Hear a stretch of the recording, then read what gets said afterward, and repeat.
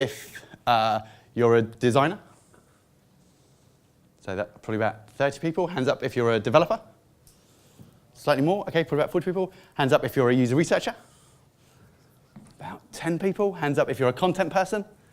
In the front, okay, cool, about 5 people. Hands up if you're an accessibility specialist.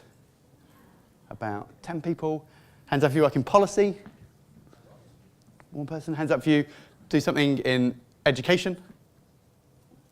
Cool. Anybody do anything else? Other things? There are some other people here. Cool, welcome. Hello. Hands up if you're in the public sector. So that's about a third of the room, so 30 people. Hands up if you're in the private sector. Slightly more, about 40 people. Hands up if you're in the third sector, like work for charities, those things. About 10 people. Cool, okay, brilliant. Awesome, lovely to have you here. We've got a really exciting lineup tonight. I think this is about the 2nd or 3rd most popular out of all of the meetups that we've had, so welcome. We've got a first talk which is about inclusive forms. That's going to be until about 7:45. We'll have a break for half an hour where people will go back to have drinks next door. And then we've got a second talk about designing with and for people with learning disabilities. I think this is a really nice combination because the first talk is all about universal design and trying to make something that works for the widest possible audience. The second talk is about recognizing that sometimes people will be excluded and you need to design specifically for their needs. I would imagine some of you have come for the first talk, some of you have come for the second talk, and hopefully you'll kind of get to see the other side of the fence, as it were.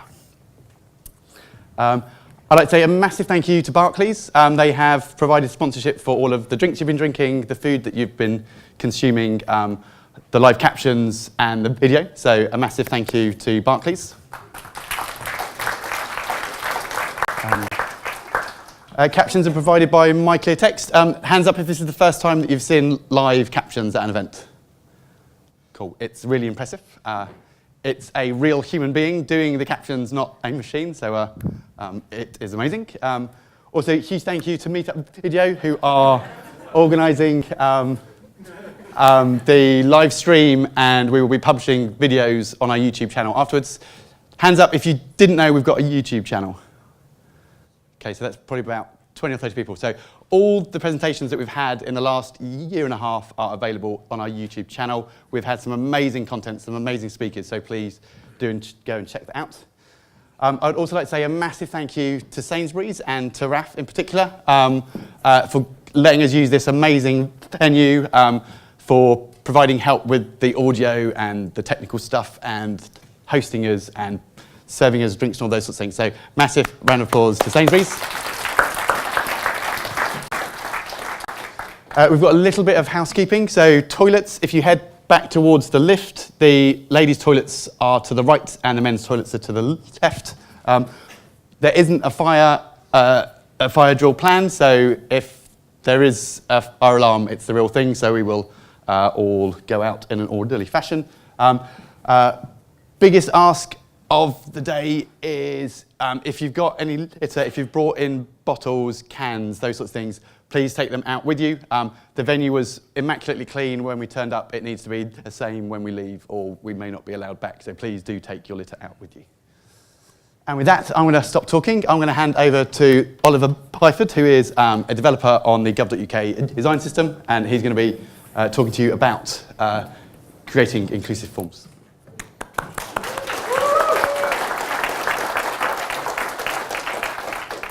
Thanks. Can you hear me all right? Sounds like it's working? Good. So yeah, my name is Ollie, and I work at the Government Digital Service, or GDS, and I wanted to talk to you today about inclusive forms, and do that by diving into the anatomy of a kind of a fictional gov.uk service. So before we start, I thought I should tell you a little bit about gov.uk and explain what I mean by a service.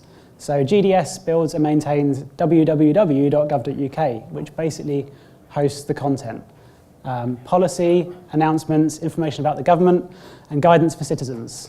So things like how to set up a business, or other normal everyday government things like how to keep a pet pig or micropig, or how to report treasure. Gov.uk also brings together various government services into one place. So services are things like register as a childminder or view and share your driving license. These are usually form-based as they need to ask the user for information. The services are usually built by the responsible department. So for example, register as a childminder is built by the Department for Education, and view or share your driving license is built by the Driver and Vehicle Licensing Agency, or DVLA. So GDS build and maintain tools to help these service teams. Things like gov.uk Pay, which makes it easy for those service teams to take payments online, and gov.uk Notify, which makes it easy to send text messages, emails, letters, that sort of thing. I work on the gov.uk design system, and that's another tool which exists to help those service teams build things that look and behave like gov.uk and like each other. For example, it provides styles, so things like typography, headings, links, lists, and tables. There are also reusable interface components. So these are things like buttons, form inputs, or the error summary. And finally, there are patterns. So these are best practice design solutions for specific tasks and page types. So things like how to ask a user for their name. Working as part of the design system team has given me lots of opportunities to learn about accessibility and inclusion. I don't consider myself an accessibility expert, but it is something that I have come to care about. And I'm lucky enough to work at an organisation that provides the mandate and the autonomy to really prioritise accessibility. One of the reasons we have this mandate is that government services have to work for everybody. If an e-commerce site is inaccessible, that's obviously bad, but in most cases, a customer who faces barriers can choose to take their custom elsewhere. But if government services are inaccessible, the user has no alternative, other than potentially moving to offline channels such as phone or face-to-face, or relying on friends and family to assist. So we tried to capture scroll down. Although the design system has only been in public beta for less than a year, we weren't starting from scratch when we made it. We tried to capture the existing decisions and knowledge that was wrapped up in the existing tools that service teams already used. The work of hundreds of individuals across government, built on top of best practices established by many more. GDS has been around since 2011, and gov.uk went into public beta in January 2012. So I figure that the stuff I'm going to talk about this evening is a result of at least 7 years' work. And the reason I mention this is because I think it's important to know that you cannot and should not be aiming to do all of these things at once. We've learned and iterated and made gov.uk more accessible one change at a time. So whatever you're building, as Leonie Watson has said previously, it doesn't have to be perfect, just a little bit better than yesterday. So we have this kind of mantra within GDS. This is the back of someone's laptop covered in stickers, and one of those stickers says, "Make things open, it makes things better." And it's with that spirit that I wanted to share some of what I've been able to learn about making websites inclusive and accessible. One of the other benefits of making things open is that it starts conversations. We're continually trying to find ways to iterate and improve the way that we build services. So it may be that you know a better way of doing some of these things, or maybe you've just got an idea. Either way, it'd be great to talk to you. So in order to demonstrate some of the things we do to make services accessible, I would like to walk you through a fictional service that was built using the styles, components and patterns from our design system. So we have another tool called the Prototype Kit, which designers across government use to prototype services. When we train those users to use the kit, we use the example service apply for a juggling license, so it seemed fitting to use that here as well. We call this page the start page. It's designed to help people understand what a service does and whether they need to use it.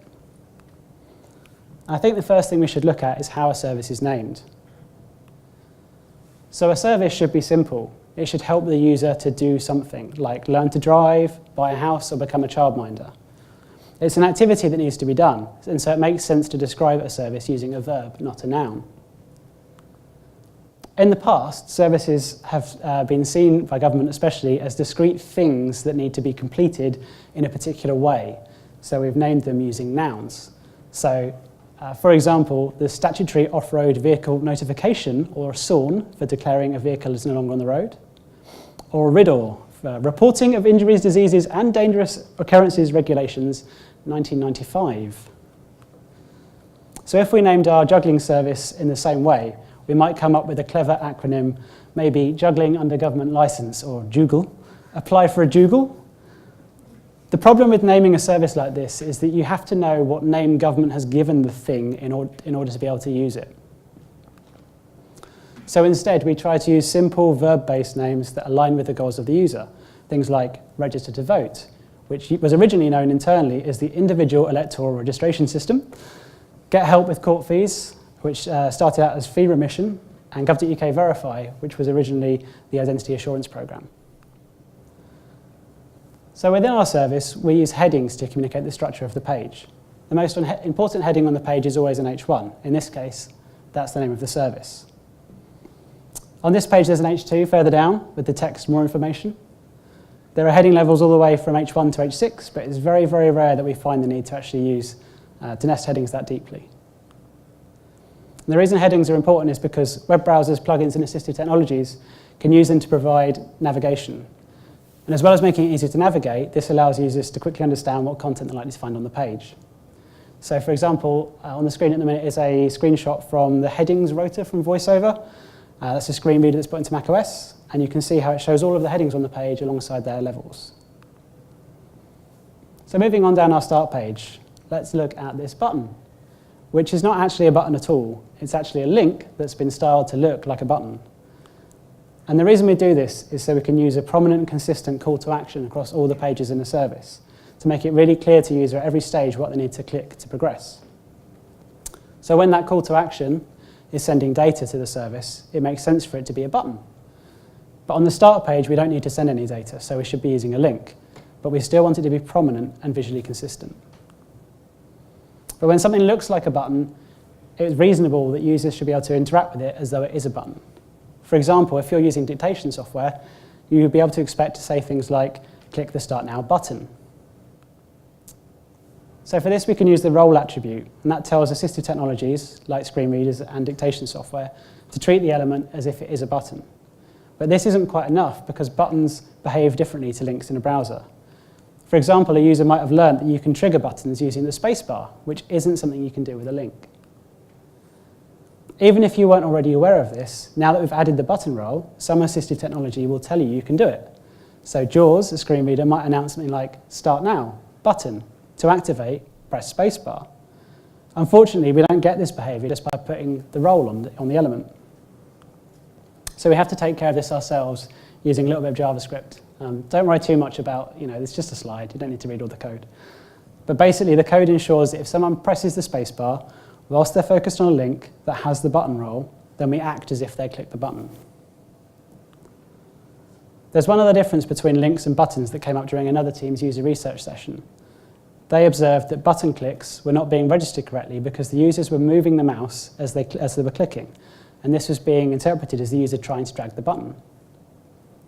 You can imagine this might be particularly problematic for users that have mobility impairments, such as hand tremors, or have difficulty with fine motor movement. This is only a problem for our links styled as buttons. For whatever reason, native buttons don't behave in this way. So they contributed a fix that uses the draggable attribute and sets it to false, which, as you might be able to infer, stops the button from being draggable and makes it behave in the same way. Another thing you may notice about the button is what happens when you navigate to it using the keyboard. The button gets a yellow outline, which we use to show which element currently has keyboard focus. This is important for users who use the keyboard to navigate the page by letting them determine what they're currently interacting with. So we try to use a consistent focus state to allow users to identify the currently focused element on the page.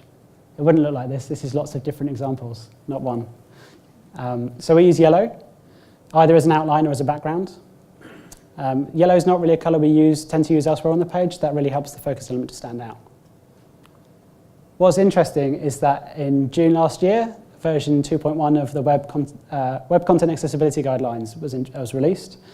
And this new version introduced a number of new success criteria, basically recommendations that are designed to make the web more accessible.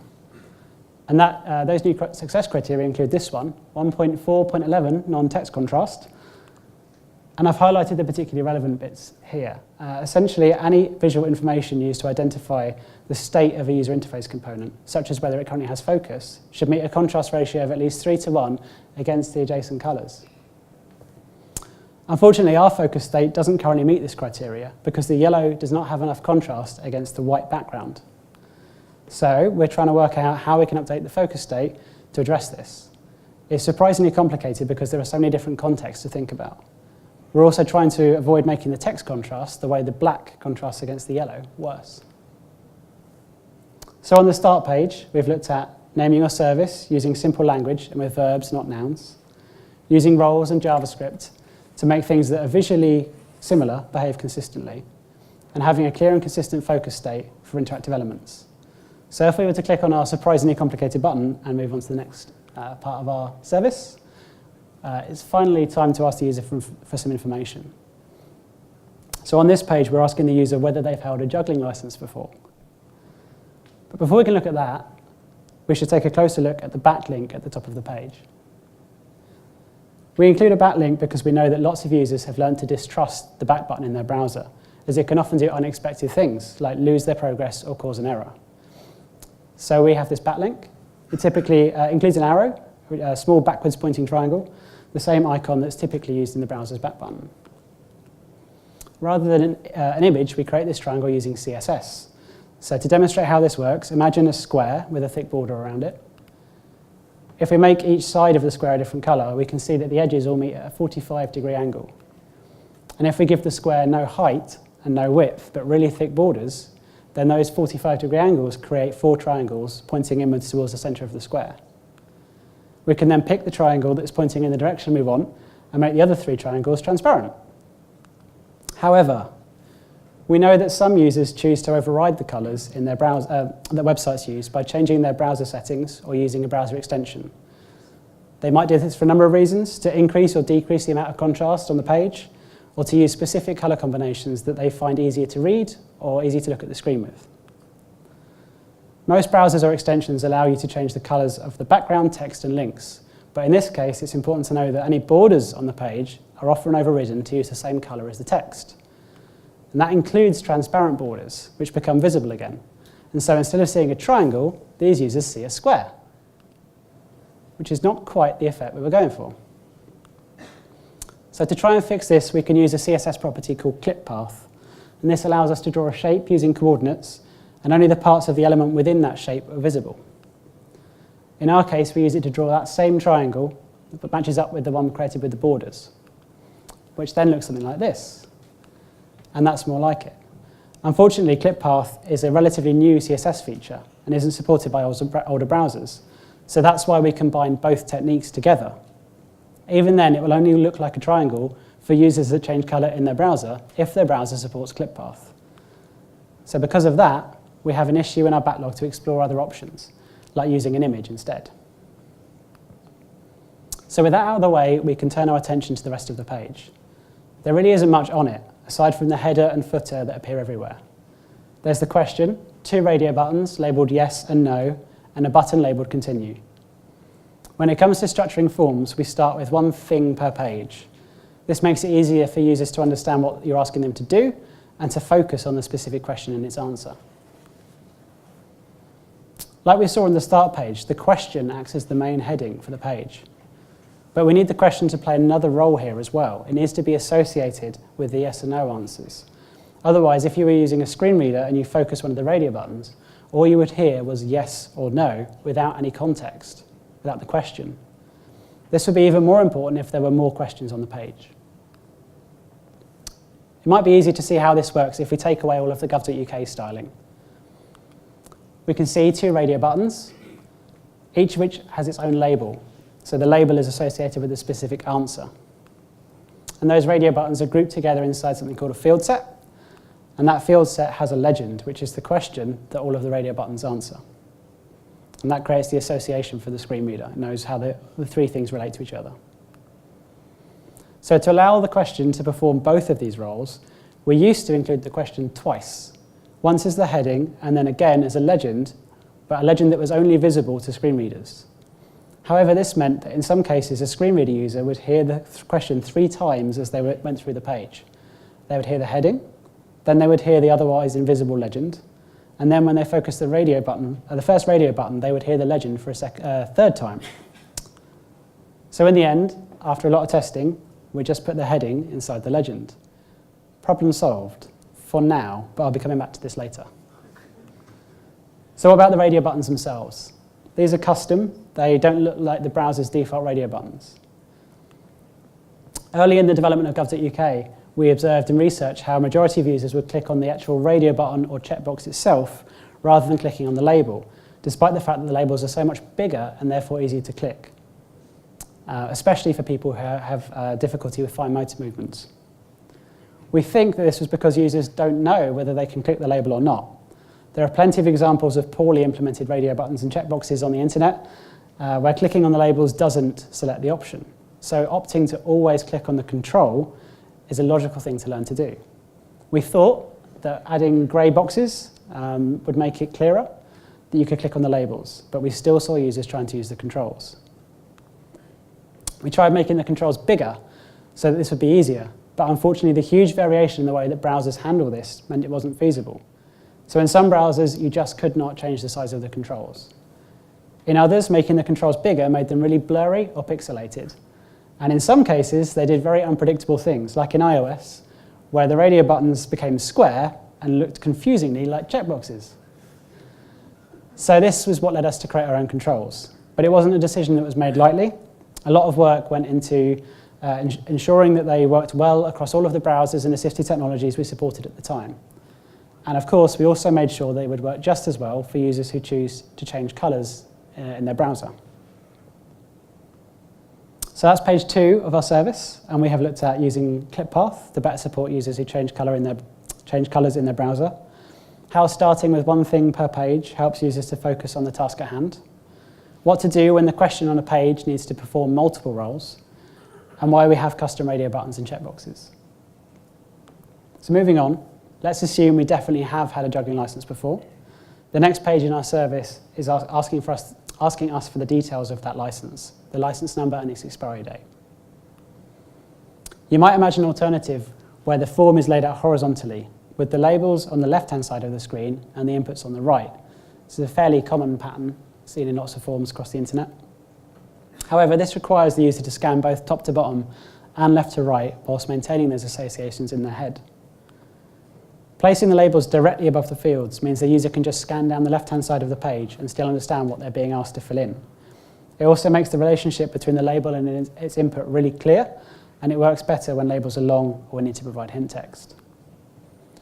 Requiring the user to only scan in one direction is particularly important for users that zoom the screen to really high magnification levels, as they don't have to try and zigzag across the screen whilst understanding how all these things they're seeing relate to each other.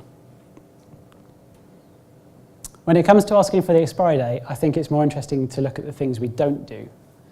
We're not using a date picker because the user already knows what date they need to enter. They don't need access to a calendar to understand what day of the week that was, or to choose from a limited set of dates. All we do is provide 3 text boxes and a hint so that users understand what we're asking them for in terms of the format. We're not using drop-downs because we've seen in user research that some users can really struggle to use them. And we're not automatically moving the user between fields as they type because that can confuse users who cannot easily perceive the fact that the focus has moved. If we go on to submit the form without filling in a required field or having made a mistake, the service needs to be able to communicate this back to the user so they can correct it. We want to help the user understand what's going on as soon as possible. They're expecting to have moved on to another page. So presenting them back with the same page with errors could be really disorientating if it's not made clear.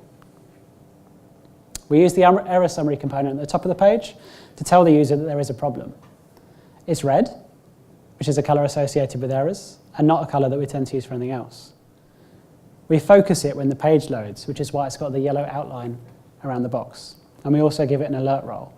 And what this means is that the screen readers will tend to read "there is a problem" before anything else, informing the user that they need to correct something. Unfortunately, we found this didn't work reliably across all browsers and screen readers, potentially leaving users unaware of the state that the page was in. For many screen readers, the page title is the first thing that's read out when you move to a new page. And this gives us one additional way to alert users to the problem, simply adding error into the page title. So within the error summary, we provide links to each of the errors on the page. But where do those links actually take you? We did a lot of research into this. You know it's serious because there's a spreadsheet. And we tried out loads of different options using loads of different assistive technologies. So we tried linking to the input, linking to the label, and for questions that used a field set, such as radio buttons or the date input, we tried linking to the field set and to the legend. And we found that linking directly to the input provided the best experience. But if you link to something that's not already visible on the screen, the browser's default behavior is to bring it right to the top of the screen. And in our case, because we're linking to the input, the label and hint end up off the top of the screen, unable to be seen. You're staring at a text box, you have no idea what it's asking you to put in that text box. This is another thing we're able to fix using a small amount of JavaScript. We handle when people click on the links, we scroll to the nearest label, and we focus the input. We also add a red border to the left of any field that has an error. This helps the fields that have errors to stand out, but also means that we're not communicating the fact there's an error using colour alone. We use simple, non-technical language to explain the error, and we use the same error message that we used in the error summary, so that the user is sure that they are talking about the same thing. We associate the error message with the input using an ARIA attribute called ARIA described by. So labels are normally associated with an input by using the for equals license number, where license number is the ID of the input. ARIA described by, for some reason, is the other way around. So you put ARIA described by equals license number error, where license number error is the ID of the error message. This is the same technique we use to associate hints with the input. So associating the label and the error message in this way means that if you were using a screen reader, when you focus the input, the label and the error message are both read to you. It might say something like this: license number, edit text, enter your license number. So on this page, we've looked at making sure users can understand how labels, hints, and inputs relate to each other, how we ask for dates that the user is going to know, and helping users understand when there's a problem with the way that they filled in a form. On the next page, we're asking the user what their most impressive juggling trick is. Once again, the question on this page needs to perform two roles. Because there's only one field, there's no field set or legend on this page. The question is just a label, but it also needs to be a heading. So presumably, we should put the heading inside a label. Put the heading inside the label. But of course, nothing is ever that simple, because whilst it's entirely valid to put a heading inside a legend, according to the HTML specification, it's not valid to put a heading inside a label. Initially, we tried to contribute a change to the spec here because that didn't seem right. But the folks at W3C gave us plenty of reasons why it should stay the way it was. So in this case, we do the exact opposite and put the label inside the heading. This stuff is confusing, and it's hard to get right. So we ended up writing a whole separate guide on it called Making Labels and Legends Headings for the design system. We provide a text area for the user to fill in their answer. We know that this field is going to be reviewed as part of the application. So to discourage users from providing their entire life story, we use a character count on the field to limit the length of their response. After the text area, we include a message. You have 200 characters remaining. As the user types, the number of characters remaining goes down. Once they've reached the limit, the field is highlighted in red, and the message changes to tell the user that they've entered too many characters. Of course, if you cannot see the screen, you're not able to see this feedback. To make this information available to other users, we can use another ARIA attribute called ARIA Live. By setting ARIA Live to polite, whenever the user stops typing, the remaining character limit is announced. In practice, that works like this. Edit text, main. You have space. A-N. You have 195 characters remaining. Space. J-U-G-G-L-E. You have 188 characters remaining. Your space. L-E-A-T-H-E-R. Space. S-O-C-C-E-R. Space. B-A-L-L-S. Period. You have 166 characters remaining. So on this page, we've looked at how making a question into a heading works differently depending on whether the question is a label or a legend, and how we can make a character count accessible to visually impaired users using the ARIA Live attribute. Towards the end of a service, we sometimes use a page that we call Check Your Answers. It looks a little bit like a table, with each row representing a question from the service. So in the first column, what the question was. For example, name. In the second column, the answer that the user gave, and finally a link to change their answer. We use this page to increase users' confidence, as they can easily see that they have completed all of the sections and that the data has been captured correctly. It also gives the user a second chance to notice and correct errors before submitting the data, reducing error rates. On mobile, the layout of this page changes. We collapse the table into a simple list of questions and answers with a change link underneath each one. This is the same layout that's used if the user zooms in their browser. So similar to how we put labels above inputs rather than next to them, this allows users who need to use a high magnification level to scan down the page without having to move left to right as well. Every link uses the same text. They all read change. Because they're all visually associated with the question, by the fact that they're in the same row, for visually sighted users, it's easy to understand what each link will do, even though they all have the same text. But if you are navigating the page as a screen reader user, or asking a screen reader to list all of the links on a page, this context gets lost, and all you see is a list of links, all of which just say change. To fix this, we include the question name as visually hidden text, so screen readers can see it, but it's not visible on the screen. So now, rather than all 4 links being labelled change, we get the context back, change name or change date of birth. On this page, we've looked at adjusting the layout on mobile and when users zoom in to a high magnification level to provide a better experience, and adding visually hidden text to help users differentiate between links. The last screen in our fictional service is the confirmation page. And the downside of the format of this talk is that there's not actually much to say about it. We do need to make sure the user completely understands that they have done everything correctly, that they've finished applying, and make sure they understand what's going to happen next. And that's why we use a very prominent turquoise panel at the top of the screen to tell users that the application is complete. It's visually different to the previous pages in the service, so it kind of stands out. But if a user has chosen to change colours in their browser, that turquoise gets removed and the panel loses its prominence. We can take advantage of the one thing that tripped us up earlier, the fact that the transparent borders become solid when colours are overridden. So if we add a thick transparent border around the panel, this becomes visible when colours are changed, which gives the panel its prominence again. And that brings us to the end of our service. Hopefully, no matter our circumstances, we've been able to apply for our juggling licence. We've looked at a lot of different things whilst going through this service. We've touched on content design, interaction design, front-end and back-end development when you think about validation specifically, and service design. If we were building this service for real, product managers would need to prioritise this work. QA testers would need to know to test it. I think this is one of the reasons why accessibility isn't something you can add in once something has been built. It needs to be part of every decision that's made, involving every person from every discipline. It's consciously choosing to take the path that removes friction rather than introduces barriers, even when that path is harder. That's also one of the reasons I'm really excited about the accessibility benefits that can come from building with components, with a design system, and what that can mean to an organisation. Now, a design system isn't magic. Without due care, it's still entirely possible to build something completely inaccessible using one.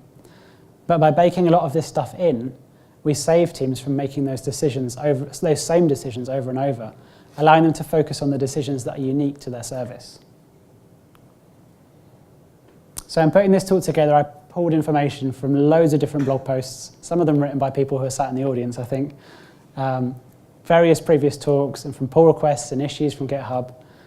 I'm going to try and put something together that links out to all of those things. So if there's something that you've seen this evening and you want to know more,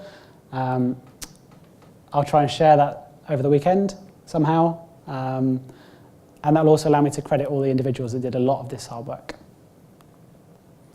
In the meantime, if you want to check out our design system, you can find it at gov.uk/design-system.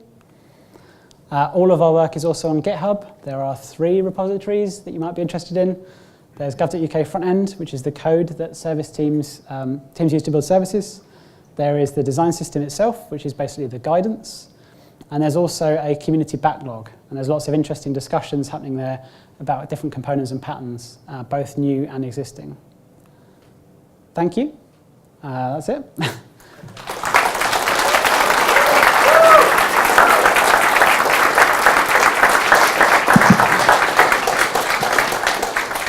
think we've got time for some questions. Possibly one of my favourite talks. Thank you, Ollie. That was amazing.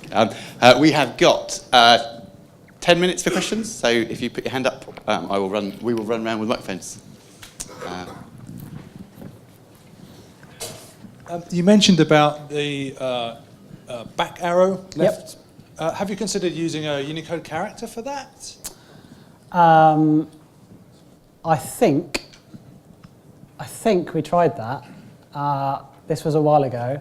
I think there's some weird quirks with either iOS or Android where it displays like the emoji back instead of the plain black triangle. So you end up with there's some really weird behaviour. So I think we did try that and it didn't work the way I wanted it to. So a really stupid question, why not use just an image for the back button? It's a perfectly valid question. I think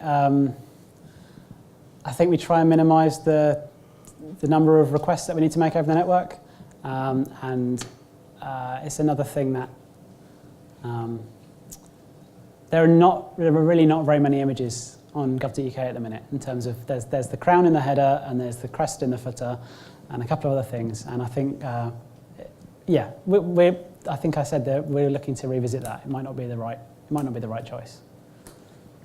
Ollie, I've got a question here. Yep. So at the beginning of the journey, you have a chevron saying start now. Yep. But for the remainder of the journey, you have continue buttons without any chevron. Yep. Is that an intentional choice, or is that just I have absolutely no idea. I suspect someone in the audience might somewhere, because plenty of people from GDS here today. I don't know how to answer that question. Does Tim want to answer that? Reasons. I don't know what I'm going to say. Sorry.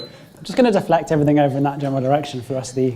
I seem to remember that chevron was, in the very early days of GDS, we were trying to reference some kind of 50s style public sector design, Abram Games and so on, and I think that was one of the things that we did. We were trying to reference some of that stuff, and we used to have icons representing different types of content format. I don't know if anyone remembers that in the early days of GovUK. We realised that people didn't know what they meant, and also they thought that they were buttons and were trying to click on them. So over time we started to remove a lot of that stuff, and I think the chevrons were probably like the last thing that we didn't remove. I guess they're there because they just imply there's a sort of affordance to them, that they imply that you're about to start quite a big new thing rather than just a standard green button which is progressing you to the next stage of an existing transaction.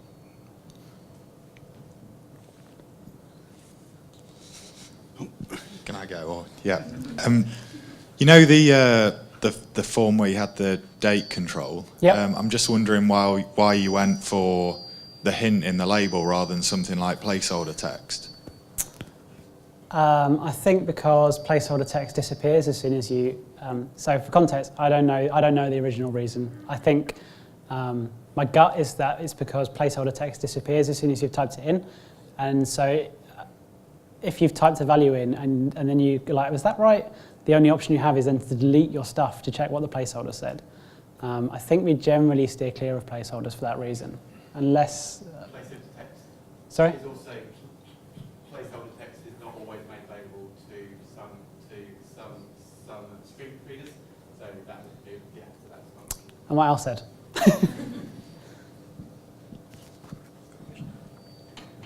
Sorry.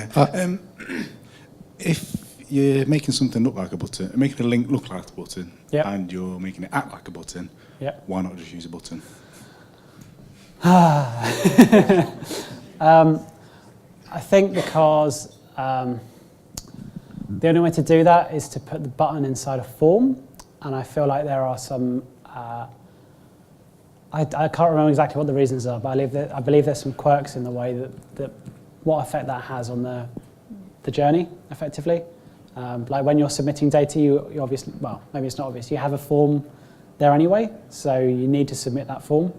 But you can't have a button that just takes you to another page without either a form or JavaScript. And we also, one thing I didn't mention is I guess we believe quite strongly in progressive enhancement, and that JavaScript should only enhance things and shouldn't be required. So we would never use JavaScript for like a primary navigation thing. I had a question regarding the length of the form fields. Yep. So not knowing how many characters a juggling license requires, but it looked quite big, and I think I've seen that in other contexts. You might have shown them in your slides. What goes to decide how large the physical form field is? Is it the maximum number of characters that can be entered, or does that sometimes is it sometimes a bit more arbitrary, or? I guess huge caveat that I'm a developer, not a designer. Get out clause, if I ever heard one. I think generally we try and err on the side of caution and make things slightly bigger than they need to be. So a good example of that is the character count. We let people exceed that limit, and we let people paste basically as much as they want, because some users will want to use that as like a scratch pad. They want to write out however much, and then they want to cut it down to get to their word limit. I think when there is a defined length, like say a passport number, we know how long that's going to be. We would size the fields appropriately, but there's lots of kind of gotchas with that, especially around things like some browsers provide autofill icons or similar. If you've got something like a password manager, yeah, you get little icons on the right-hand side. So always try and make sure to leave room for that. Yeah, there's lots of kind of things to consider. That's helpful, thank you.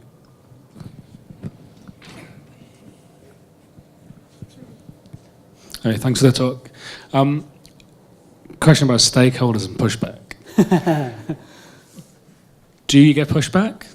And what do you do to deal with it? Because you've got like so many decisions to make. Yeah. But so any coping strategies you can share? I think one of the nice things about being on the design system team is that, well, no, specifically relating to the question you just asked, one of the nice things about the design system team is we're not that, those decisions get made by the people building the services, not necessarily us. So we can just look at what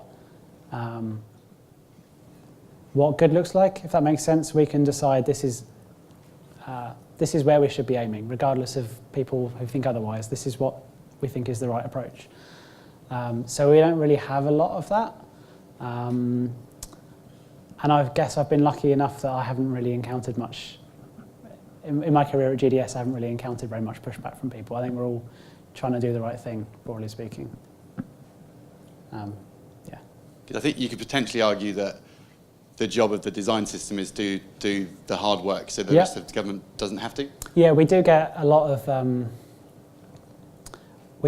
people who basically are asking us to clarify something because they want to use the design system to push back against the thing. Like if you have something written down somewhere that says this is how we do it, I think that you have a much stronger argument to kind of push back against those stakeholders. Shouldn't have to, but. Hi. We've had quite a bit of feedback from our user base that they like to know how much of the form they've got left to do. Mm-hmm. I wondered if that's something that you've looked into as part of the design system. It is. I feel like I'm being quizzed on just about every decision. Sorry. This is the downside of pulling together lots of other 7 years worth of work and throwing up on the screen. I think there's definitely a page on progress indicators in the design system, so you should check that out. I think it gets really difficult. A lot of services do not have a fixed length. There is a lot of kind of conditional branching. Like if you said yes to this thing, then suddenly you get an extra 3 or 4 pages. So I think it's actually, in a lot of cases, it's very difficult to give users a concrete answer. And I think if that's not true, then perhaps you're showing users lots of stuff that's not relevant to them. And so, yeah, I'm not sure I answered your question, but have a look at the design system. It's quite good. Any other questions?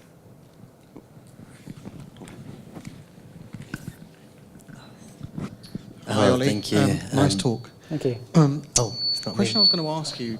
So I'm from British Gas. Yep. And we are looking at accessibility today, putting it onto our site, etc. The question I wanted to ask you is, have you thought about putting the tools, like the talkback, the zoom text, the magnifying the font, onto the site itself? So as in the tools, providing kind of like Yeah. I know there's been lots of talk about that recently. I think, I wonder whether Al might be able to answer this one as well. I feel like he's going to be able to do a better job than I will. So the question is, why bother doing all this stuff? Why not just kind of add some tools on so people can do things? So I think there's the goal. By doing it this way, you are going to make it work for a much wider audience. If you build a site that's not that usable, but then add a few tools on so people can change colours or set preferences, you're probably not meeting the needs of as many people. So this approach of inclusive design or universal design is going to mean that it works for more people. I think there's also just challenges around paying for third-party things and dropping them into websites. It can introduce security problems and all sorts of things. So it's something that we haven't done on gov.uk. I think we've got a few, there are a few challenges specifically for us because of the way all of these services are built. There is not one place we can update that would suddenly put those tools on all those services. They're built, they all look the same, more or less, but they are entirely separate things. So it's quite difficult to coordinate that sort of thing. It's probably not a reason not to do it, but it's probably one of the reasons we haven't pushed very hard in that direction.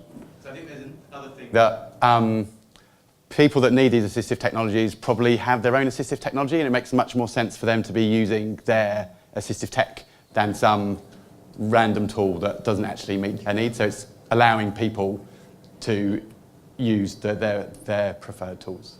Yeah. One last question over here from Addy. Thanks. Thank you, Ollie. That was a great presentation. I loved the way you took us through it step by step, and lovely suggestions. I just have one comment about the text box, which announces how many characters you have remaining. Sometimes when I type, I take time thinking what I'm writing. If it keeps on announcing to me how many characters, it's almost like it's it might be distracting. So I don't. That might just be me. I don't know if it's been user tested at all. So it'll only announce once. So it will wait until you stop typing, and at the point you stop typing, it will then tell you. I think so. We have tested that specific component with users with access needs, and broadly speaking, it was very well received. A lot of them were surprised to get that sort of feedback. And like positively surprised because they're not used to that sort of thing working. And I guess if we have a choice between making information available to users and risking it being slightly overly verbose and not making that information available, I think we would always prefer to make sure that information is available at the risk of slightly annoying someone compared to not providing that information at all and potentially providing a barrier. Could it possibly be tweaked? Because sometimes it's really annoying. Like I've been in fields where I'm filling in a form, I'm halfway through typing an email address and I'll press the backspace, and then for every single letter I type it will say invalid entry, and for someone who can't see, it's really annoying. You just have, you're pressing a letter and you expect to be told what letter you're pressing, but it's too busy telling you. So I don't know if you can perhaps, especially if it's a big field, if you've got lots and lots of characters you can enter, maybe later on, when you're down to the last 10 characters or 15 characters. It might just something that, I personally think as a screen reader user, that probably, if it's a big field and there's loads of characters to go, because every time you pause, you pause to think, and then that kind of throws you off a little. It might throw you off. Just something to consider. Perhaps. Yeah, thank you very much for your feedback. That's really useful. And this is Aladdin. Can I just add to this field where you have the characters associated and they create the audio clutter Adi talked about? Have you considered announcing it to users only at intervals, like 300, 200, 100 characters and then 25 and 0, so that they can get an idea rather than announcing every single time? I think there is some sort of threshold feature that will only announce when you're getting close to the end. Just to clarify that, that character count feature is only on fields like long. We wouldn't put that on an email address field, for example. It's designed for kind of longer open-ended question type responses more than anything. Yeah. Awesome. So we have reached the end of the first half. If you could put your hands together and say a huge thank you.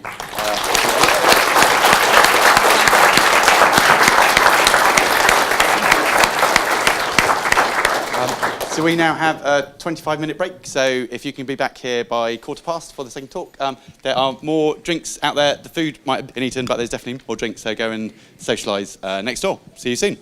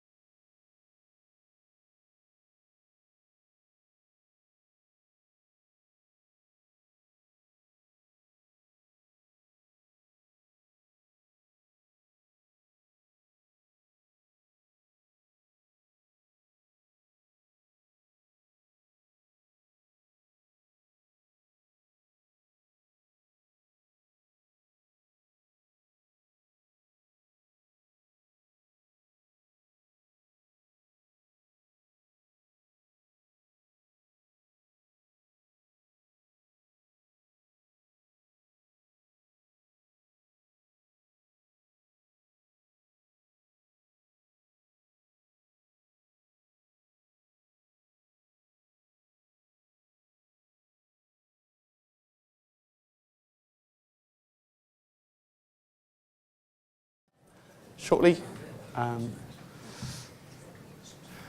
So I'm super excited to have Ali and Jenni talking here today. So I thought, so we've been trying to get you along to speak for quite a while now. So really excited to finally have you here.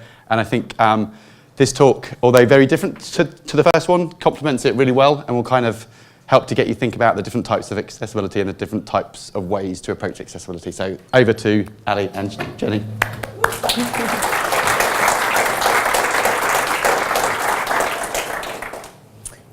Thanks, Al. Hi, everyone. I'm Jenni, and Ali and I are from Humanly. Humanly is an award-winning design studio specialising in designing products, services and systems for social impact. And we mainly work on designing solutions, such as products and services, and helping organisations become more human-centred. We work with a lot of different organisations, from really small organisations like tech-for-good startups and social enterprises to national charities, central and local government, international NGOs and UN agencies. So it's like the full spectrum. And we're not specific to any particular sector, and we just work with any organisation on any project that aims to achieve a positive social impact. And a bit about ourselves. I'm a designer by background. I founded Humanly a couple of years ago and bring human-centred design experience to the team.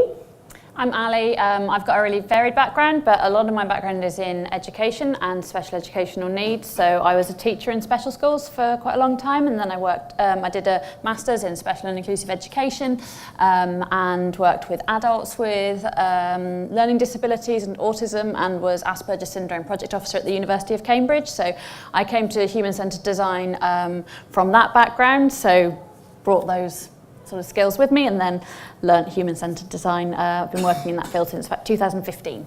And we work on a lot of different topics. So we're working right now on cancer, we've worked on dementia, mental health, and lots of different issues. But tonight we're going to be talking about some work we've done with people with learning disabilities.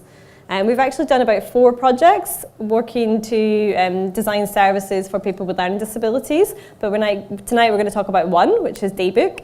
And the whole starting point for the project was this idea that government consultations are not accessible for people with learning disabilities.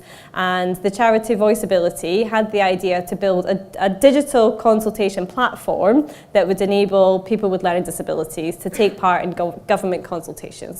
And what they did was they took that idea to the Department of Health, and they managed to get innovation funding to do a 2-year project. They brought in Humanly to lead on research and design. They brought in Neon Tribe as the developer and Public Perspectives to do the impact and evaluation study. And the first thing that we did was try to reframe the project, because they already had a very clear solution in mind. Not the details, but they already knew quite a lot of what they wanted to build. So what we do in our process is we go right back to the problem. So we try to redefine what's the problem we're trying to solve here, and let's keep an open mind about what the solution will be. And then we went through our whole design process, which starts with ethnographic and creative research, which we're going to talk about quite a lot, and coming up with lots of ideas, so not fixating on one solution, but multiple possible solutions, prototyping different ideas, and then refining that into a product that was then built and tested. So what we discovered when we tried to really nail down on what the problem was is that there's some really specific problems with the current consultation model that actually make consultations problematic or at least unenjoyable for most people, but it makes it specifically extremely difficult for people with learning disabilities to take part. So you've got normally very focused, closed questions that are being asked and are really difficult for people with learning disabilities to respond to. We know that asking direct questions can make people with learning disabilities feel like it's a test and there's a right or a wrong answer. So immediately you've got bias because sometimes people will just tell you what they think you want to hear. Then often they require a written or a verbal response. So typically it's fill in this questionnaire or come to a meeting. If you've got non-verbal communication and you can't read and write, then it's going to be impossible for you to express your views in that consultation. Third of all, those kind of face-to-face meetings are usually held during the day at the council's office. So again, you're creating additional barriers for someone. You're not going to them, you're asking them to come to you. And finally, we find out that the people with learning disabilities who do take part in consultations are usually the kind of usual suspects. So there's a small cohort of people who use verbal communication, who are always involved and kind of always consulted over and over again, regardless of the topic. So you're not really getting a representation of people's views more widely. And what this results in is that in government consultations about issues that affect people with learning disabilities, or even services that are only for people with learning disabilities, rely on the views of other people. So you've got the views of carers, you've got the views of service providers, and most of the time, if you actually look at who's responded, it's a very small percentage of people who actually have a learning disability. So this was one of many examples we found on a local authority consultation about respite services for adults with a learning disability, and only 15% of people who were consulted were people with a learning disability, so the target audience of the service. And we saw this time and time again. And we don't believe this would be acceptable for any other user group. Can you imagine delivering a service to any other group of people and accepting that kind of response rate from the target users? So that's what we wanted to change. And once we had clearly articulated the problem we're trying to change, that enabled us to start, deeply exploring that problem from the perspective of people affected. So we did this by working across a really wide geographic area. We worked with 3 local authority areas, so South Tyneside, Liverpool and Gloucestershire, and we also worked with a service in London, and this was very deliberate in terms of we had obviously like a city location, we had a really large rural county, and South Tyneside, which is actually a really, really little sort of authority, but really geographically spread to make sure we weren't just sort of representing one part of the country. And the way we did our research was to go and meet as many different people as we possibly could in those areas. We met with 17 groups of people with learning disabilities around the UK. And we went to people where they were. So we worked by going and meeting people in the locations that they were already accessing. So in some instances, that was in sort of more traditional formal services like local authority, like council-run day services and respite services. In colleges, we found private events companies, technology groups, arts groups, a drop-in centre, a disco and a pub. We've since become quite connoisseurs of club nights for people with a learning disability. Across all of our projects, the first question, or one of the first questions is, what's the local club night? Because it's a great place to meet people who have a learning disability but might not be accessing formal services or more traditional services. So always go to the nightclub, and advocacy groups as well. So we really tried to reach as many different people in as many different settings as possible. We used a really kind of broad research approach. What we did was create a kind of suitcase of research activities. And we knew what themes that we wanted to research and what we wanted to find out about. But the way that we did that varied a lot depending on the group of people we were working with.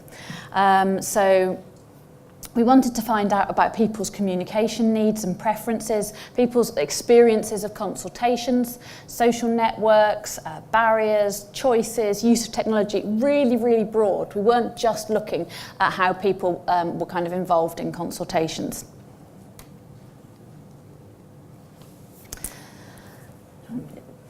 Okay, so some key insights from our research were that, not surprisingly, consultation's a really confusing term, which was something that we had assumed, but we found that even when there was one group we went to and they literally had just taken part in a consultation before us, so we sat in for that, and somebody came in and did this consultation with them, and then we spoke to them about their experience of consultations, and nobody knew what a consultation was or was able to kind of understand it, because it's a really confusing term.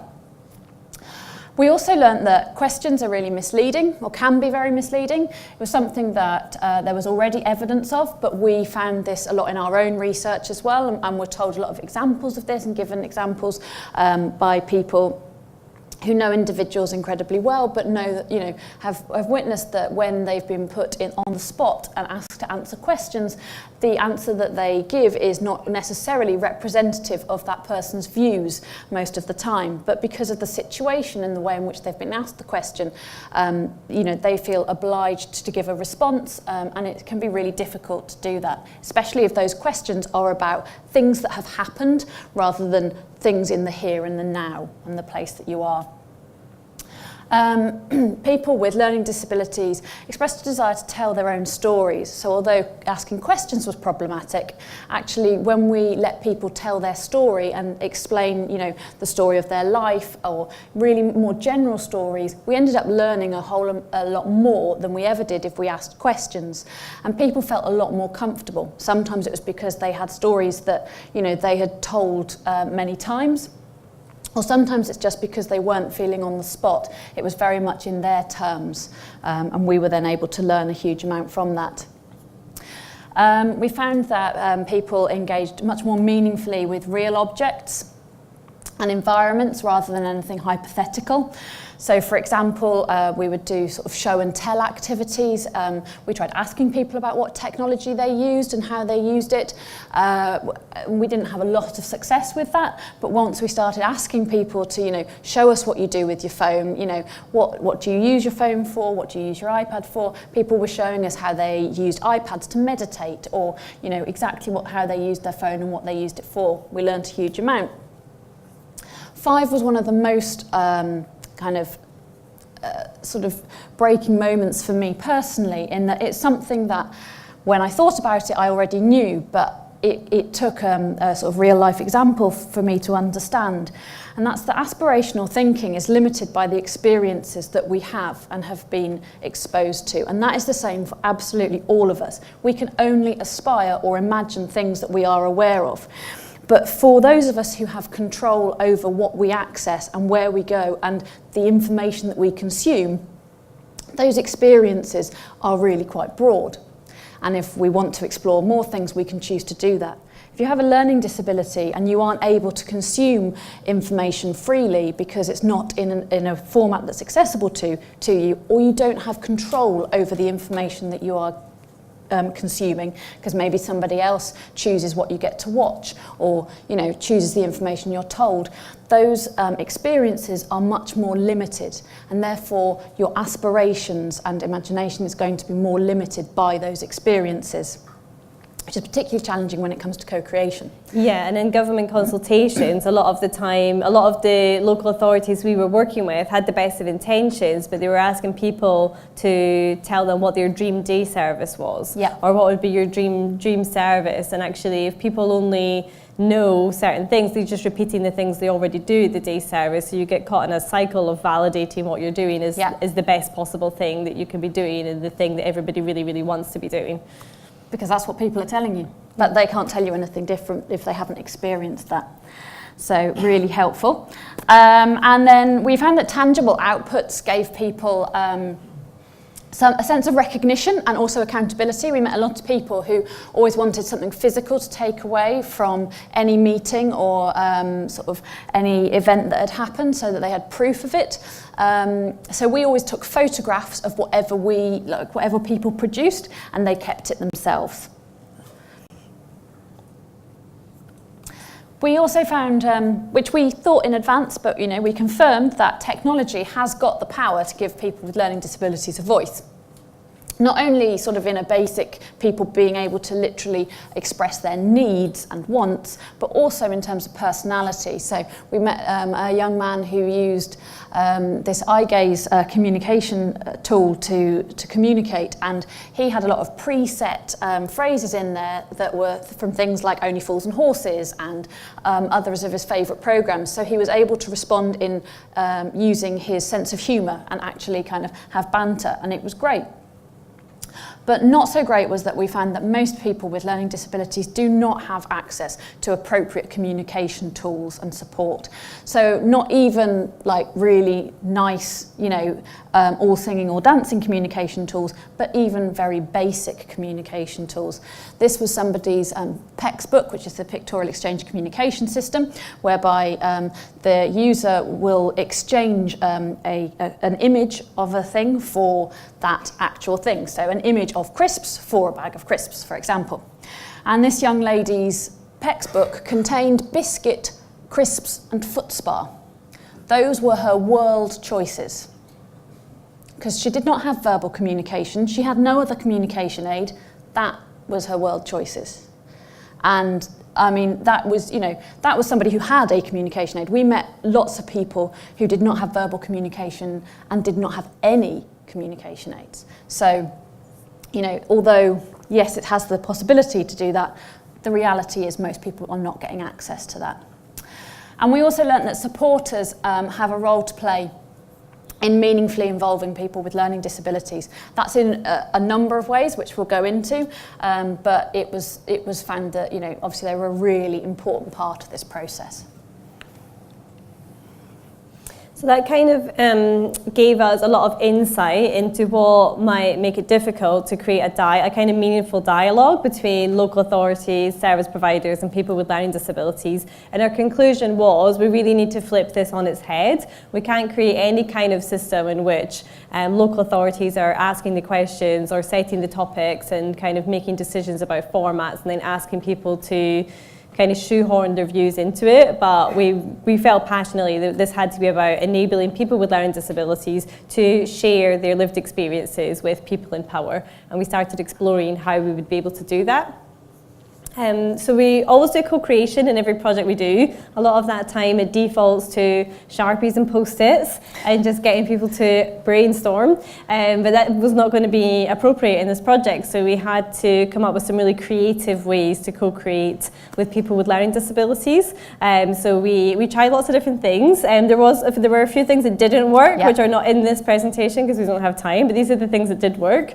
So what we quickly found was when we were trying to explore ways for people to, say, tell the local authority what was good and bad about a service that they were using. People only wanted to tell us the good stuff, and when we were exploring like different solutions for that, one of the things we realised was that we were asking people what makes them angry or what makes them frustrated or what's bad, and sometimes the people around them were softening it and saying, oh, what makes you a little bit cross and things like that. So we realised it's a lot of it's about language, and you know, no one wanted people to get upset and things like that. So we bought this big emoji poo cushion. And we had another cushion with the heart eyes, and we realised that if we took them in and asked the same question, it went a lot better, because it's really hard to get upset when there's a big emoji poo cushion. So we started asking people to hold the cushions and tell us about good and bad things, and they were only allowed to have the cushion if they told us something bad, and that really kind of softened the whole experience of talking about bad things that have happened or you've experienced, and was a lot of fun as well. Oh, that's the other thing, it has to be fun. Yeah, if it's not fun, people just leave the room, which is great. So the other thing that worked really well was creating soap operas. So we also discovered it's quite difficult for people to share difficult and potentially traumatic things that happened to them. But what we found worked really well was getting people to create soap operas about people like them in their local area, and different experiences these characters were having. So we put some constraints on it around like, oh, in this soap opera there has to be a storyline about education, or there has to be a storyline about public transport. So kind of topics that would fit into a government consultation, and it worked beautifully. We had people creating characters and projecting onto them, and it opened up a lot of experiences. Like this was an example of a couple who were on a bus, and then you know, they were kind of, I think they said bullied on the bus, but essentially there was some hate crime going on the bus, and they reported it, and it all got sorted, and they ended up getting married and stuff. And this was another character in school school who was drinking a lot, and you know, there was a teacher trying to help him and he wasn't accepting help. And this was actually quite clearly based on himself and a relationship he had with his carer who was there, and they hadn't been speaking and we weren't even sure if they were both going to come to the event. So it really facilitated a kind of nice dialogue between them, but also really helped, you know, start a conversation about different things people were experiencing in different services. So that was another hit. And through doing this, we started to get ideas for what an eventual system could look like. So we started sketching out and developing ideas. We were exploring lots of different ideas at this stage, and then quite quickly, to continue with our co-creation, we were taking them back to potential users and getting feedback and trying to explain see if the ideas were easy to understand, and see what people gravitated towards, and getting people to kind of build on them as well. So one of our ideas was for a digital diary, and that was really popular, and people started sketching out what it would look like and what it would do and how they would create diary entries and, you know, maybe share or not share them with other people. And that kind of started leading us down that path. And then we finally took the decision to focus on this because it wasn't just coming up from users, but it was clearly viable in a system level, because almost everyone we met had a paper diary. So there was already an existing practice and culture of adults with diaries that they travel around with, that they don't write in, other people write in them about them. They can't access the information that's inside. In some cases, the information is not accurate. But you know, we thought, well, what if we could take that culture and that practice and make it so that they're the creators and the owners of that content, and it's them deciding who accesses it. But it's primarily them that has access to it. So that got us quite excited. And we were working with developers as well, and they were inputting, so we knew whatever we were thinking was going to be technically feasible. So we then did some prototyping around whether you know, having a digital diary, like a multimedia digital diary, could be feasible. So one of the things we did was we created these little camera kits where we just got 2 disposable cameras, and they came with, like, you know, wedding covers on, which we replaced with like a red cover and a green cover and a sort of happy face and a sad face, and a set of instructions. And we put it all together as a kit and gave it to people with like a stamped address envelope, and said, what we want you to do is for the next 2 weeks, take this kit with you everywhere you go, and take photographs of anything that like is not good, that upsets you or annoys you on the red camera, and anything that's really good, take it on the green camera, and then after 2 weeks post them back to us. And we gave it to a few people, but one young man had no verbal communication, and we had met him several times, and what we learnt when we got that kit back was that actually we learnt a huge amount about his life through those photographs, and they were just photographs, there was no text with them at all, but we were able to learn more than we had in the course of sort of 2 or 3 interviews with him and his support staff. So we then moved on and used existing technology to trial the concept, and we used WhatsApp. And we set up a group so that somebody could like send us every day photographs or text, or, you know, however they wanted. They could send us information about what they were doing whenever they wanted to, about whatever they wanted to. Again, to see if the behaviour would be sustained, whether it was appealing to carry on doing this, and also what people were going to communicate. We learned, again, a huge amount, and what we were being sent was really, really interesting. So it was things like going and playing football, the contents of a shopping basket, all actually really helpful stuff. And interestingly, even after we finished the prototype, we were still receiving messages, despite sort of saying, this has ended now, you don't need to send us any more pictures, thanks very much. But people were enjoying it and sending us more. And this actually caused us to design text back in. Yeah, because initially we were thinking it would be a multimedia diary in which you could upload audio, video, or images. Yeah. And we weren't going to put any kind of text fields in it at all. But then this user, because he can read and write, he started off sending us photos, but by the end of it, he was just writing. And then we realised, well, if you can write, actually, that's often the most convenient. So we ended up designing that back in. Yeah, so after the prototyping, we started working with the developers to create the first MVP of the product.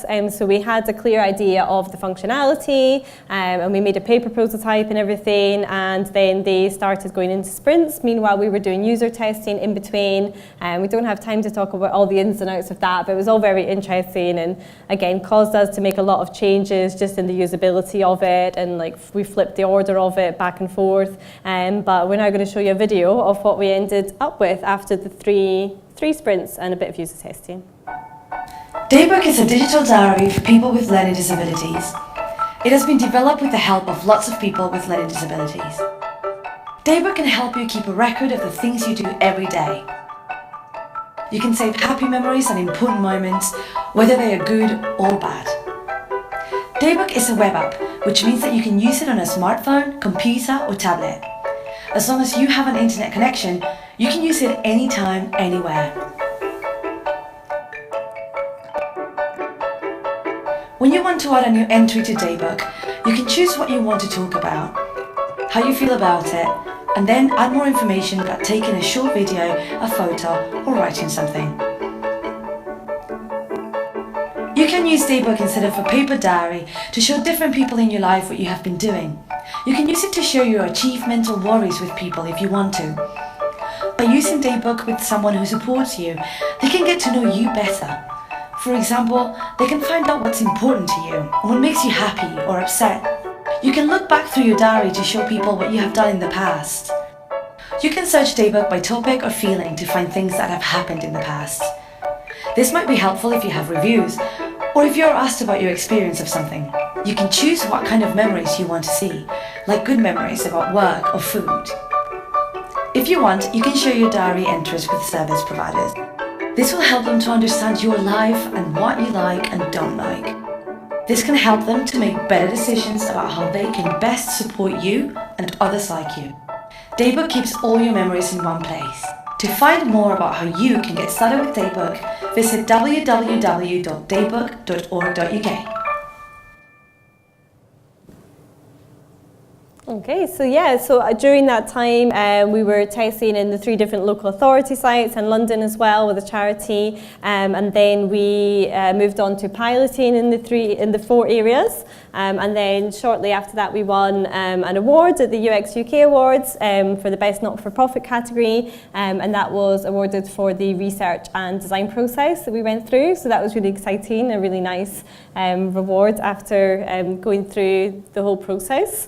But what we want to share now is just some key takeaways so that you can think about how you can apply some of the things we did in this project and our other projects of people with learning disabilities to your own work. So if you're doing any research or co-creation sessions with people with learning disabilities, these are things to think about before, during and after. So first of all, before, if you are into learning disability expert, get one on your team ASAP. I can't stress this enough. When I started doing this project, it was the first time I'd worked with people with learning disabilities, and I was very aware of my limitations and my knowledge, so I asked for a learning disability expert to kind of be buddied up with me, and that's how Ali and I met.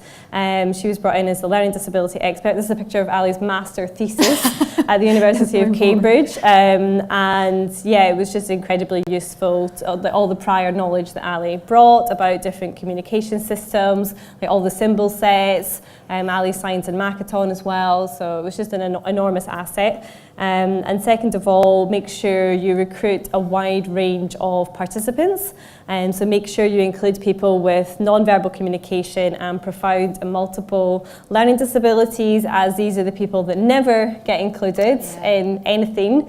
And actually that's the people who need to be involved the most, because if you can make it work for them, again, principles of inclusive design, if you make it work for the most excluded, it's probably going to be better for everyone. And we didn't manage it in this project, but we have in other projects, and we always try, is also to try and include people who have behaviour that can be seen as challenging. Because again, they are often not included in things like consultations. They are, sort of really, we've had difficulty, actually being able to reach people, but it's, we really try, and it's sort of, that's one of our philosophies, is trying to make sure that we are reaching as many sort of people as possible, and not just the people it's easiest to reach. Third of all, we've mentioned this before, but always go to people. Don't make them come to you. I mean, that's just for so many reasons. But yeah, it's great to go where people already are, in a place they feel safe and comfortable and familiar. And do the YMCA on stage. You might end up we were doing there, doing the YMCA on a stage. Another thing we always do, which is really cringy, but definitely worth doing, is we do a little video introducing ourselves. So it involves us smiling and waving to camera, saying who we are, what our project's about, that we're going to be coming to meet people, and roughly what we want to find out from them, and that we're looking forward to it. And we invite them to get in touch with us with any communication needs and preferences they have, so that we can think about those when planning whatever activity we're going to do with them, and just any questions. And then when you arrive, bonus, everyone thinks you're famous. Yep. So, because they've seen you on YouTube. Yeah, you just put it on YouTube unlisted and then send out the link to wherever you're visiting, and people can then watch it as many times as they want. So yeah, great, like a YouTube star. And yeah, checking people's communication needs and preferences is so important. Just don't make any assumptions. Check what devices people are going to be using, what communication systems people are going to be using, and then design your activity around that. There's quite a lot crammed into this one. This is basically about designing activities that will make it easy for people to participate and allow you to gain meaningful results. So there's quite a lot to that. So we've mentioned not asking direct questions. It is really difficult, but you get used to it. It's more about prompts to start conversations. Key is giving people opportunities to tell you stories about their lives. So you might just have some key prompts like, say, home or work or getting around, and then just let them kind of share whatever they want to share related to that. Avoiding hypothetical or abstract activities or questions is really important as well. So kind of avoiding potential, imagine if you were in this situation, what would you do, how would you feel, is going to be really problematic. And linked to that is focusing on the here and now. So instead of saying like, oh, how do you feel when you go to see the GP, you should be interviewing them at the GP surgery or shadowing them while they're at the GP and doing an immediate activity just before and after they interact with the GP. So it's always about asking about where you are in the context. And being really careful with aspirational activities or questions. So if you are going to try to do an activity that's all about, you know, imagining the best thing they can ever interact with or do, you might want to think about how you can stretch people's aspirations and show them examples of what might be possible, or take them to new places, or get them to try out new activities and then tell you how it was, or just observe how they feel when they're doing it rather than getting them to imagine. And lastly, projection onto fictional characters can work really well for exploring more difficult topics. So designing sessions that are fun and creative, obviously really important. You know, it's always important to make it you know, useful and enjoyable for the person involved. But you know, you sort of know that you've done a good job when people are staying in the room and staying engaged. Don't try and pack too much into sessions, but do kind of go with more than one thing up your sleeve. So we literally we will take a massive suitcase with us. So we'll go in thinking we're going to do one activity based on what we know about the people we're meeting, but very often we will end up doing something different, because you start with one activity. If it doesn't work, just stop, you know, move on. And so we always had other things that we could swap to, and sort of a plan B, C, D, you know, so that we could just keep moving through. Using stories helps to explain what you're trying to do. Obviously, we at one point were doing consultations about consultations, which is like the most confusing thing you can possibly try to explain. And unsurprisingly, when we first did that, people didn't understand what we were there to do. So we wrote stories based on real life, people's real life experiences about one person who'd been involved in being asked about services, and then when services were changed, they were really happy with them because they'd been involved in that process, and somebody who had not had any involvement or information about the change in a service and it just happening, and the impact that I had on their life. And we were able to say, we want to help more people have this experience and fewer people to have this really bad experience.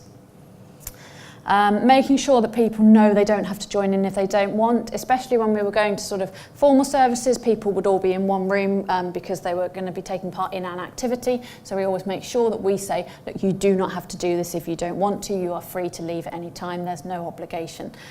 So making that really explicit.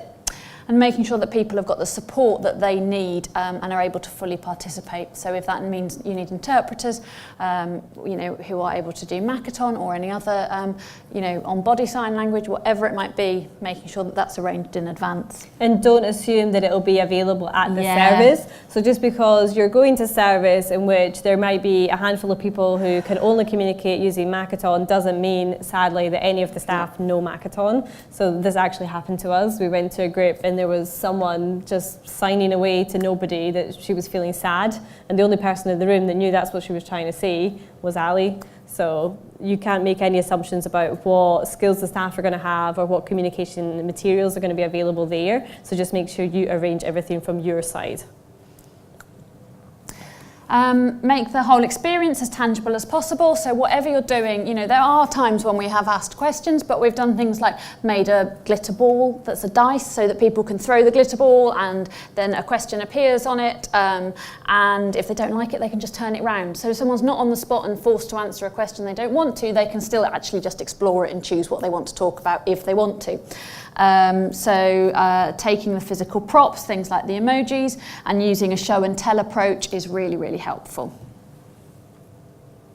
We always try to think about meaningful incentives and thank yous in all the projects that we do. And in this project, I think just being meaningfully involved and being genuinely involved and going back time, because we worked with people over quite a long period of time and we kept going back, was really rewarding for the people that took part. But some tangible things we did as well was we took portrait photographs of people because we quickly found out that people really liked it, and then we were printing them out and giving them back to them the next time we met them, and those were very popular. And for people who were involved through the research, co-creation and prototyping, we created certificates as well and gave them to people as co-creators of the product, which was also really well received. And one guy that we met told us basically his whole life story, and we took loads of notes, and then at the end he told us that he wanted to write a book about his life. So instead of just typing up the notes as we normally would, we wrote the whole story. We made it chronological, and we wrote it all in first person, and we sent it to him and someone who supports him and said, well, maybe this can be a first draft of your book. So just trying to think about really personal ways to thank people.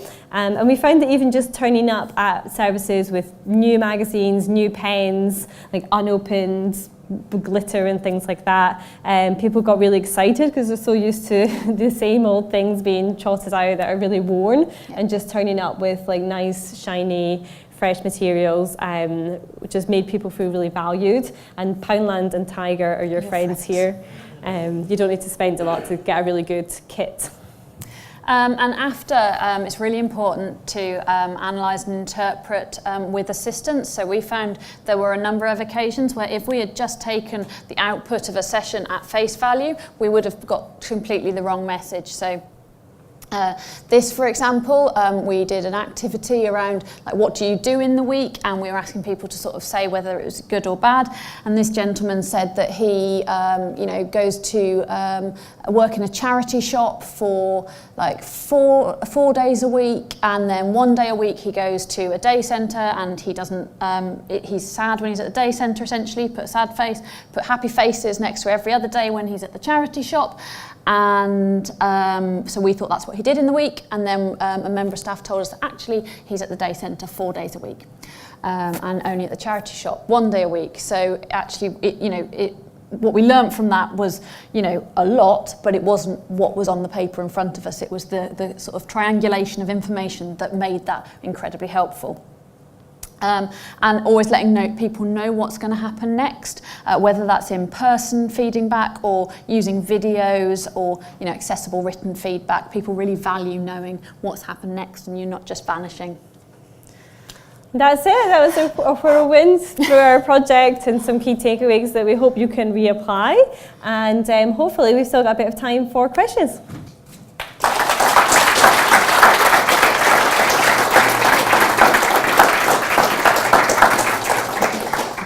Hands up if you've got any questions. Thank you. First of all, thank you for the talk. I still can't believe how many creative ideas you just unleashed on us. It was amazing. So to give you a bit of a context to my question, I have family or had family members who went through a combination of strokes, Alzheimer's, Parkinson's, and by extension of that, I've been introduced to many people going through similar circumstances. And one thing I've seen that there's incredible amount of parallels between what you've talked about and what they go through, from difficulties in expressing themselves or speech impairment, or even having trouble memorizing patterns, whether they are mental patterns or physical patterns. My question is more of a big question for you. Have you considered translating, or have you started maybe thinking about translating everything that you're doing to this group of people?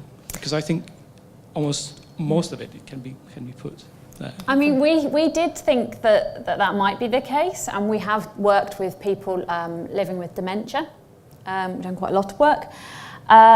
We found that it wasn't as transferable as we expected.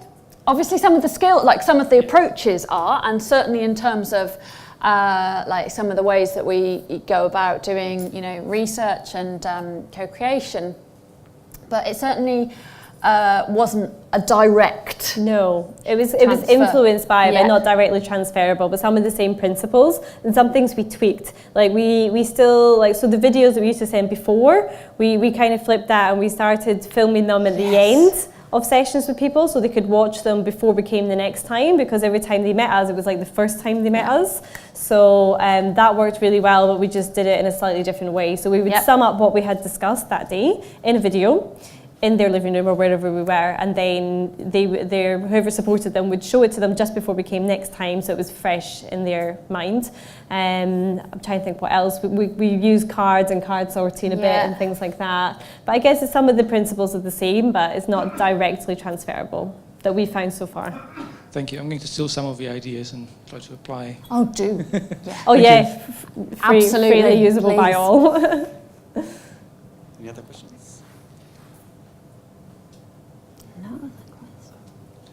So I've got a question. So what's been done with the playbook, and has it been used in any consultations, and what have the results of those been? Yeah, so after the pilot, basically they've been trying to get some more funding to do some more development. So there hasn't been any further development since the MVP, so it's still a little bit buggy. No, there was a little bit of development to build in a supporter function, but essentially it needs a little bit more work, so they're still in the process of trying to get more funding and kind of get it off the ground. But hopefully that's going to happen soon. Hello. Thanks. So I'm doing some work with the local offer.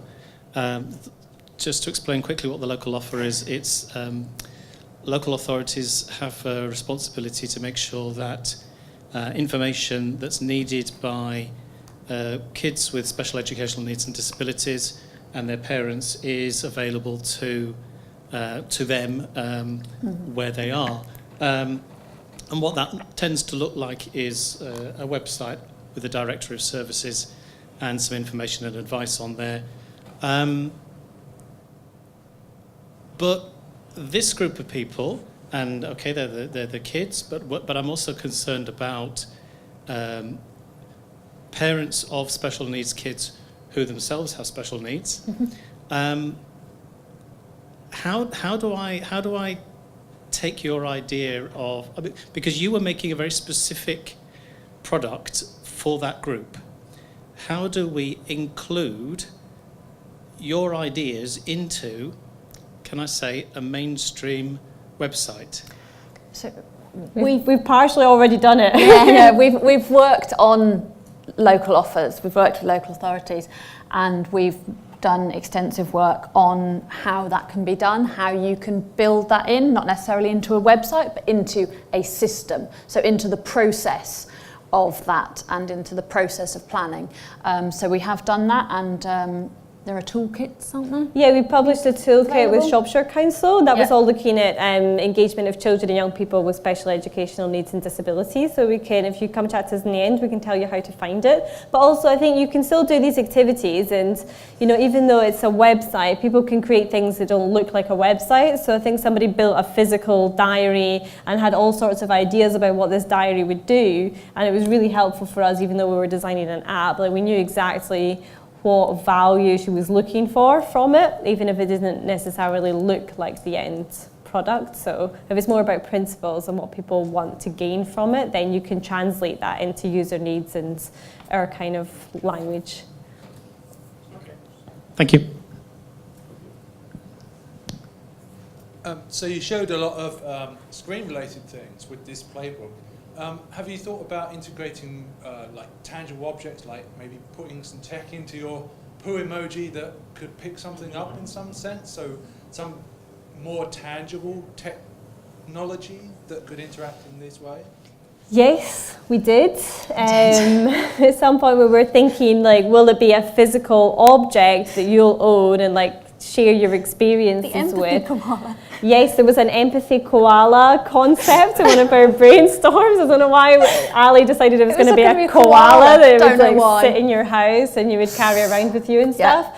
Yes, in short, yes, we did think about a lot of different things, and at one point we were thinking that the interface would be completely different depending on who you were and what your needs were. So for some people it might be a physical object, other people it would be like a screen interface, and that it would all go into one kind of back end and it would still be browsable, because there is a back end that's browsable by the local authority. So yes, we did think about that for a while, but then the developer kind of quickly managed our expectations on what was feasible within the time frame and the budget of the project. But koalas were we did explore it for a while. But we certainly, the idea of, we're aware that not everybody would be able to use the screen independently, but the idea being that people would still be able to have, even people with the most complex needs would still be able to have a lot more involvement than they are with a paper diary, in that even if it's a case of needing to be supported to record what has happened in a day, would still in all likelihood be able to sort of, whether that's just touching the screen, to set off a video, to share at home what's happened in the day, so that they, there's more control over that information and having a little bit of, input into it. We're not, it's not perfect, and obviously there could be, many variations, but we hope it's a step in the right direction.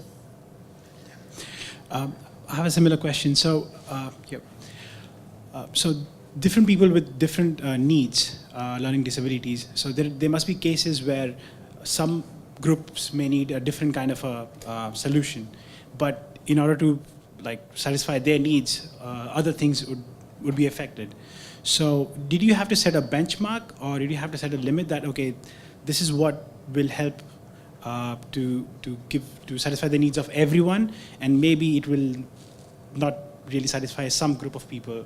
So there were some complaints maybe or something like that. Yeah, I mean, it might not satisfy everyone, obviously, but we certainly looked at it in a wide range of contexts. So, for example, there were issues around the diaries with some people who had behaviour that could be seen as challenging, in terms of people not wanting this diary to exist, because there was a history of, obviously they aren't able to access what's in that diary, they don't know what's said, and there was a history of them taking it home, obviously handing it over, or it being handed over by an escort from a minibus, and then there being repercussions because of what's put in this diary and them not being happy about it.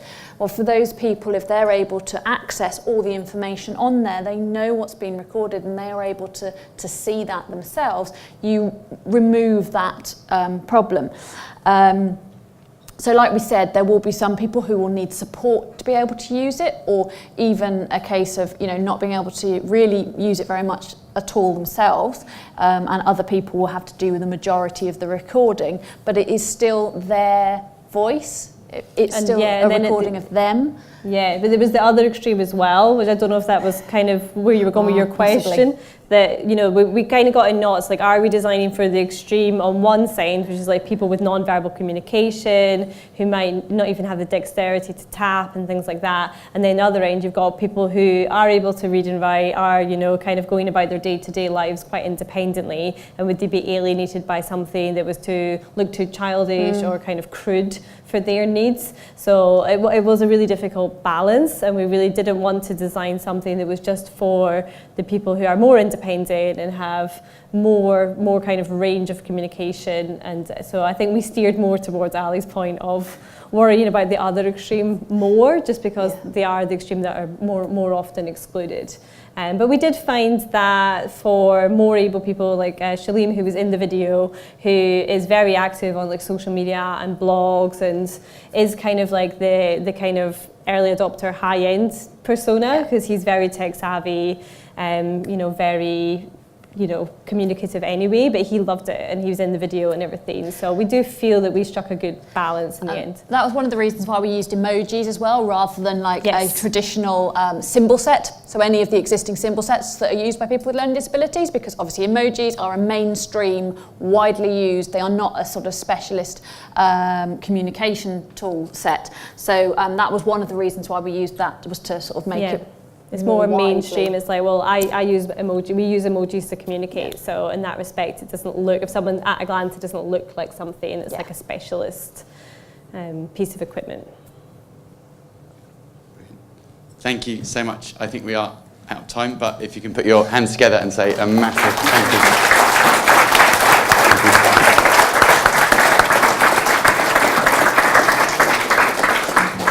So that brings us to the end of the 23rd London Accessibility Meetup.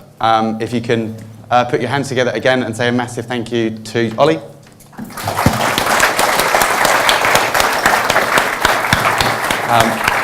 A massive thank you to Jenni and Ali. A really big thank you to Sainsbury's for giving us what I think is the best meetup venue in London and hosting us so well. A big shout out to Barclays as well for providing all of the food and drink and the captions and the video, and thank you to the captions and the video. So yeah, thank you very much. Our next meetup will be on Thursday, March the 21st, and we've also got a date confirmed for Thursday the 18th of April. Hope you can make it along. Some of us will be going to a local pub called the Draft House, which is a 3-minute walk round a corner. If you'd like to join us and continue chatting about accessibility and having a drink, please do meet us there. Thank you very much.